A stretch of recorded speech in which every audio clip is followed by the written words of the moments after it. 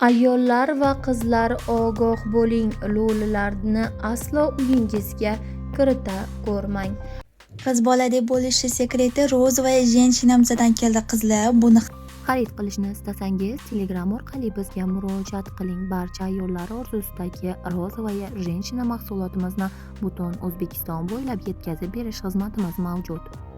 Assalomu alaykum hurmatli tomoshabin. Ijtimoiy tarmoqlarda juda ham keng muhokamalarga sabab bo'lgan hozirgi kunda har bir qadamda uchraydigan lo'lilar haqida yomon xabar.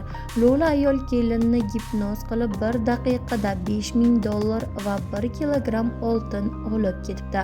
Toshkentda kelin gipnoz ta'sirida $5000 va 1 kilogramm oltinni lo'li ayolga berib yubordi.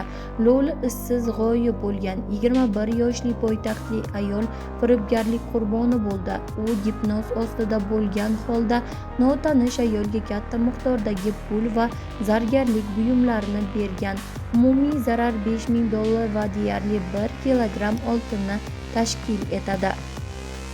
Ijtimoiy tarmoqlarda Shahlo Zoirovaning avtomobili tonirovkasi muddati 2 kunga o'tib ketgani uchun jarima maydonchasiga olib ketilayotgan videoroligi keng tarqalib ketdi. Bunga nisbatan Shahlo Zoirova o'z ijtimoiy tarmoqlarida bu videorolik bilan bo'lishib ketgan. Menga o'xshab bilmaganlar uchun javob berishingiz kerak ekan deya izohlarda yozib qoldirgan. Tezkor va so'nggi xabarlarni kanalimizda kuzatib boring. Xayr, salomat bo'ling.